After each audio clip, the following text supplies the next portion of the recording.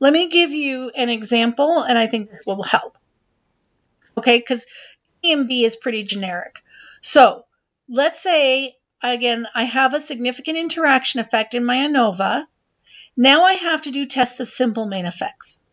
So the first thing I'm going to do is I'm going to write this. I'm going to say, okay, let's look at the simple main effect of hemispheric dominance. So that's in position A. So what that means is I'm telling the reader I'm going to compare left to right hemispheric dominance. Remember the means you are comparing. So I'm going to look at left versus right within marijuana. Okay, marijuana is B. So that means I am going to compare left versus right separately for the different levels of marijuana. All right, so I'm going to look at left versus right for the 0 joint group, left versus right for the 1 joint group, left versus right for the 2 joint group. All right, so that's listed here. Okay, again, whatever's in this first position, right, simple main effect of whatever this is, those are the means you're comparing. Whatever variable, whatever factor you put in the last position, that's how you're going to break it down. Okay, you're going to break it down by levels of marijuana.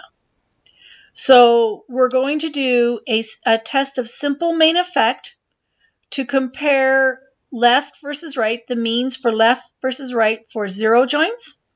Then we're going to do another test of simple main effects to compare left versus right for the 1 joint group. And finally, we're going to have another test of simple main effects, this time to compare left versus right for the 2 joint group. Now, the question is, what test are we going to run? And here, in order to figure out what test, you kind of have to now erase the fact that you did a two-way ANOVA. Okay, just temporarily, just erase that from your head. And let's pretend we were starting over. Let's pretend we had 2 groups, left versus right. Okay, they're all in the 0 joint group. So we're just comparing left versus right, and we already know that it's different people in each group. So what test would you run if you wanted to compare 2 means, different people in each group? 2 means, different people in each group, T for 2. So this would be a t-test because you're only comparing 2 means, and it would be an independent t-test because the people in the left group are not the same as the people in the right group. Okay? Same thing down here. You want to compare left versus right just for the 1 joint group. Okay, now I know you did a two-way ANOVA, but forget about that for now. You are just focusing on this analysis. You want to compare left mean to right mean. T for 2, it's a t-test. Different people in left and right groups, so it's an independent t-test. And then you would just run a third t-test, a third independent t-test down here. Okay? Now, if it was the case, it's not, but let's pretend. If it was the case that it's the same people being tested twice, so the left was the same as the right, the exact same people being tested twice, then instead of running 3 independent t-tests, you would just run 3 dependent t-tests. Okay, let's say you go ahead and you run your 3 independent t-tests on this data. The question now becomes, if any of those t-tests are significant, do you need a post hoc test to see which mean is different from which? And the answer is no. Do you remember you never do a post hoc test on a t-test? And that's because t-tests always compare just 2 things, right? If this t-test turns out to be significant, left versus right for 0 joints, let's say we get a significant t-test, then that's telling me that 2 of the means are different. Which 2 are they? Well, you only have these 2. So you know where the difference is. You don't need to follow it up with a post hoc test. There's only 2 means that can be different. So you would just say left was higher than right, or whatever the means were. Okay? So that's going to be true for this t-test and this one and this one. Any t-test that's significant, you know what you need to know. You never follow it up with a post hoc test. Okay, now that would again be the simple main effect of hemispheric dominance within marijuana. This tells you, this first place position tells you we're going to compare hemispheric dominance, the two levels, left versus right. This last position tells you we're breaking it down. We're going to look at the effects separately for each level of marijuana. Okay, now let's look at the other direction, because sometimes, we can look for an interaction effect using one set of tests of simple main effects and nothing shows up. And it's only when we go in the other direction, that is, we switch our variables around, that we actually see it. So sometimes you actually have to run both directions, like switch the variables. Other times, let's say you do the first one and it makes sense to you and you can see the interaction, you're not obliged to go in the other direction now, okay? There's no rule that says you have to do it in both directions. But certainly, if you don't see it with the first one, then you go to the other one to see if it shows up there. So this would be the other direction because we've switched around marijuana and hemispheric dominance.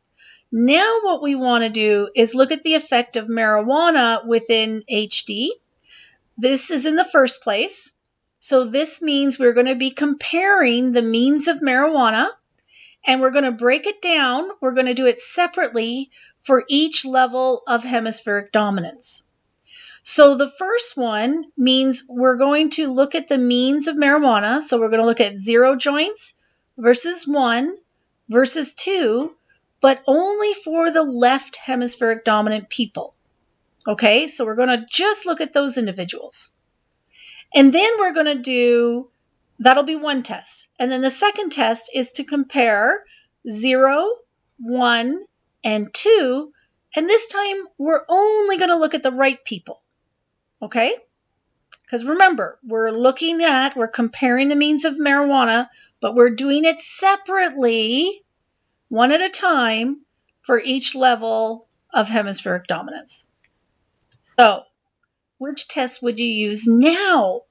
All right? So, for this first one, all right, and again, you have to forget kind of temporarily that you did the two-way ANOVA. Just forget about it, okay? That's passé. It's done. Now you're moving on. All you want to do is compare 0, 1, and 2. So that's 3 means. There's different people in each group. So what test would that be? Different people in each group, 3 means. That's not a t-test. It's a one-way ANOVA. Why is it one way? Because we just have 3 means, right? These are all left hemispheric dominant people. So there is no second variable. They're all left. So there's only one variable we're looking at, and that is marijuana. And there's 3 levels. So it's a one-way independent ANOVA because there are 3 means. Now, if that one-way independent ANOVA is significant, do you have to do a post hoc test? Yes, because remember, a one-way independent ANOVA, if it's significant, all it tells you is that there's a difference somewhere among these means. It doesn't tell you where the difference is, okay? So you're going to have to do Tukey, Chaffee, LSDT to see which means are different from which. Now, once you've got that figured out, then you go down to this one.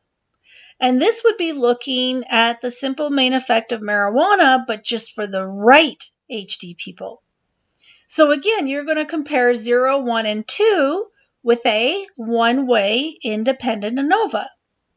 If that ANOVA is significant, you must follow up with post hoc tests, because the one-way independent ANOVA, that significant F value just says, yep, you've got something, but it's not going to tell you what that something is.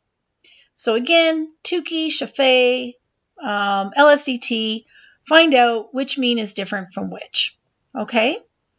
And then you will have a good sense of what is going on with your interaction effect. You'll be able to explain this fully to your reader or your audience if you're giving a oral presentation.